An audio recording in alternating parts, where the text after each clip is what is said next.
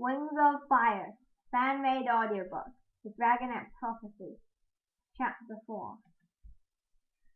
It seemed like a long time later when Starflight finally slunk back into the main hall with Morrowseer close behind him. Clay couldn't tell whether Starflight had told Morrowseer the truth, that he didn't have visions or read minds. He was just ordinary, like the rest of the Dragonets. But who would be brave enough to tell Morrowseer that? The enormous Nightwing slithered off to the Guardian's cave without a word to Sunny or Clay. Starflight glanced at them and then turned and headed for his sleeping cave. Clay hurried after him. "What happened?" he asked. "What did he say to you?" "I'm not supposed to talk about it," Starflight said stiffly. He sat down in the middle of their cave, his wings askew behind him, and started poking through the scrolls on the floor. "It's over here," Clay said, nudging a fat scroll of silver letters that rolled under his sleeping cave. Starflight hooked it over with one talon, tucked it under a wing, and carried it up to his leg. He curled up with his tail draped over his nose and started reading. "Wow," Clay said. "So it was that bad?" Tales of the Nightwing was Starflight's favorite scroll, and he always read it when he was upset or fighting with one of the other Dragonets. The tip of Starflight's tail twitched. "I have a lot to learn," he said. "We already know everything," Clay said. "You'd have to be the smartest Dragonet in all of Pyria. Couldn't you tell that just by reading your mind?" Starflight didn't answer. "I thought he liked you," Clay said. "Surely he said something about what a great and noble dragon he must be because you're a Nightwing." A long, tired breath whooshed out of Starflight's mouth. "Yeah," he said. "That's exactly what he told me, actually." "Oh," Clay said. "Well, that's good, isn't it? Did he say when you'll get your powers?" Starflight fidgeted with the scroll, shredding a corner of it between his claws. Clay had never seen him upset enough to damage a scroll without noticing.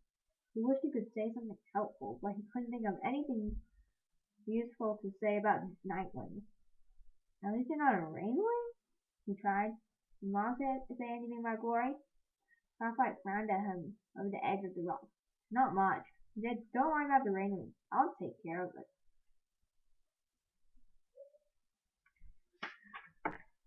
Clay felt a cold chill climb up through the stone floor and spread through his scales. "What does that mean? What's he going to do?" "How should I know?" Starflight poked his nose back into the scroll. Maybe she'll get to go home. He's probably the luckiest of us all." Pulse of fear pounding in Clay's head disagreed. You could see the Guardians just releasing Glory, not after all the years of the secrecy. "We have to go spy on them," he said, jumping to his feet. "We have to know what they're planning." He stopped halfway out the cave and stamped one foot in frustration. "Oh no, we can't. Morrowseer will know we're there." "Right," Starflight said. "He'll hear you thinking all your big, loud, worried thoughts." You don't know what my thoughts. You don't know that my thoughts are loud and worried," I said. "Maybe they're quiet and very serene." Starflight snorted with amusement, the first happy sound he'd made since Morrowseer showed up. Even through his worry, Clay was pleased. "What are you doing?" Sunny's anxious voice echoed through the main hall. "What's that for?" A heavy thread of dragon footsteps reached for their ears, with ominous clanking. "Stop! Wait! You didn't have to do that!" There was an enormous splash. Clay raced into the big cave with Starflight close behind him. He skidded to a halt, horrified. Kestrel and Dune were standing at the bank of the river, holding a length of iron chain between their talons. Beside them, Morrowseer was holding Sunny back with his tail, and the tiny golden dragon tried to climb over him. Webs emerged from the river, dragging a writhing, hissing ball of blue scales. Kestrel and Dune threw the chain around Tsunami's neck and wrapped it to one of her legs. The three guardians hauled her over to one of the rock columns that stretched from the floor to the ceiling high above. Jin flung the train around the column twice, finding Tsunami with barely 3 steps to move in any direction. Petrol took 2 ends of the chain and blasted them with a hot bolt of flame. The metal melted and a bubbling mass welded together. Tsunami was trapped. Maybe sometime away from the river will teach you to be grateful for what you have, Kestrel growled. It all happened so fast. Clay didn't have enough time to figure out what was happening, let alone stop it, but it was too late. He let out a yell of dismay and charged across the cabin. Let her go! He grabbed the chain and let go at once, hissing with pain at the searing heat. You'll regret this, Nami snarled. She clawed at the chain around her back leg, but pulling on it tightened the loop around her neck. With a hiss, she stopped, struggling. When we're free, when my family hears about this, and the rest of the world finds out how you treated the Dragonets of Destiny, all your big dreams about your wonderful family, Ethel mocked her. They don't care about you. When it's time to fulfill the prophecy, you'll be alive, and the towns of peace will have you, and that's what matters. Why are you doing this? Sunny cried. Tsunami's the good one. She's wonderful. Anybody can save the world. It's her. Actually, Tiny Sandwing, Marcy rumbled. The Dragonet you should believe in is Starflight over here. He nodded at Starflight and rooted in place by sleeping beside the sleeping cave. Starflight ducked his head. Nightwing are natural leaders. You do whatever he says, and you'll be all right. Clay glanced at Starflight and saw Glory standing in the archway of her own sleeping cave. Marcia narrowed his eyes at her. I'll be back tomorrow, he said to the Guardian, to make sure everything has been dealt with. We understand, Kestrel said. Together she and Dean rolled the boulder aside. Marcia squeezed through the gap and disappeared in the blackness without a backward glance. This is for your own good, Webb said, stopping in front of Tsunami. She raked her talons at him, and he stepped back. We only want to keep you safe. Maybe this isn't the perfect way, but Dragonets don't know what's best for them, Dune said as the boulder thundered back into place. You need us, whether you like it or not. You're all awful today, Kestrel said. No dinner for any of you. Go to bed. I don't want to hear a squawk out of anyone until morning. Really? What else are you going to do to me? Tsunami challenged her. What if I feel like singing all night? She stared, howling in her off-key voice. Oh, the Dragonets are coming. They're coming to save the day. They're coming to fight, for they know what's right. The Dragonets! Away! Your fault. Dean snarled at Webbs. I told you not to teach them that horrible bar song. Oh, the Dragonets are coming! Tsunami bellowed even louder. We have more chains, Kestrel yelled in her ear. We could throw one around your snout if you were likely to force you to be quiet. Tsunami paused, glaring at her monotonously, and then took another breath and opened her mouth. Or we could chain up one of her friends, Kestrel offered. Perhaps Clay would like to spend the night hanging from a stalactite so you can have some company out here.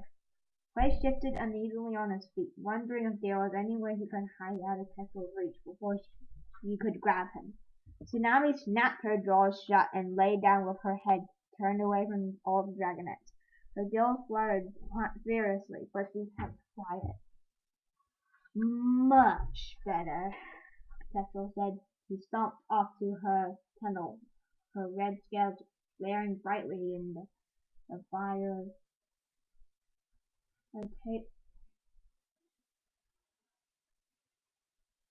She stomped off to her tunnel, her red scales flaring brightly in the fire's direction. Webbs followed her with his wet tail, leaving a darker trail behind them. Sunny pounced on Dean's tail before she could go after him. Please don't leave her like this, she said. I know you're not that mean. Dean shook her off. We're doing what we have to do. He went after the others. As soon as they were gone, Clay tried tugging on Tsunami's chains again. They were hopelessly strong. Please stop, Tsunami said. You know what you have to do. Go, quickly! Clay shivered, dreading the cold water, but she was right. For the first time, spying the Guardian was really important. He ran over the river and dove in. Through the water he could hear the muffled echo of Sunny's nervous squeak as he swam against the current to the rock wall. Without Tsunami's glow-in-the-dark scales to guide him, it took longer than usual to find the gap that led through the other cave. But finally he felt open space under his claws, and he ducked and squeezed through. His heart was hammering in his chest as he popped through into the cave. He slowly paddled to the surface and poked his ears out into the air. This wasn't a loud confirmation that they'd heard the previous night. This time, the three big dragons were huddled around the fire, whispering. None of them glanced at the river as Clay floated closer. When? Tomorrow. When? Tomorrow? Bud asked. Kestrel leaned towards the fire, baking her scales uneven to light her rep. He'll come back by midday. It has to be done then. Her tail coiled and then tightened up beside her. He doesn't want to see her again. Clay clenched his talons under the water. They had to be talking about Glory. Well, I'm not doing it, Webb said. Dean shot him a withering look. No one thought you would. Even though this is all your fault. I still think we need 5 of them, Webb snapped. What's he going to do about that? He'll find us a sky wing, she said, properly this time. No colorful substitutions. When they all went quiet for a moment, staring into the fire. So how and when? Dean said in his no-nonsense military voice. Drowning would be the simplest. He glared at Webbs. I joined the Towns of Peace to stop killing dragons, Webb said. I won't argue with Marcia, but I'm not doing it myself. It has to be me, Kessler said with a choked, tense voice. She's just a rain wing, but she might get away from you. She nodded at Dean's missing foot and the long scar that ran through his mangled wing. But can you go through it? Webbs asked. It isn't too much. I mean, we all know what happened.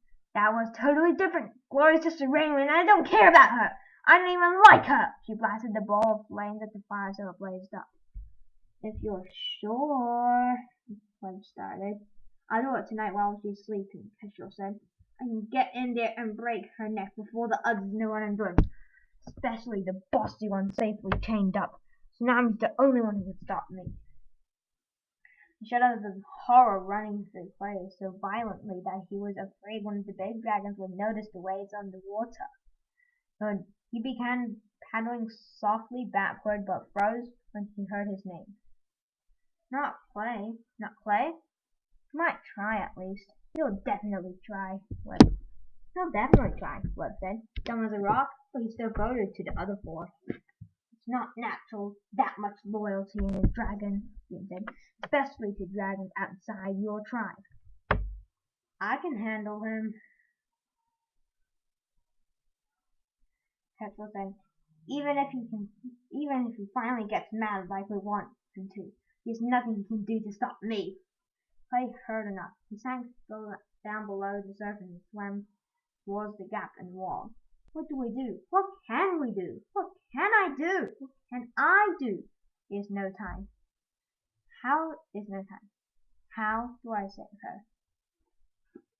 And that's the end of the chapter. See you next video. Please like and subscribe.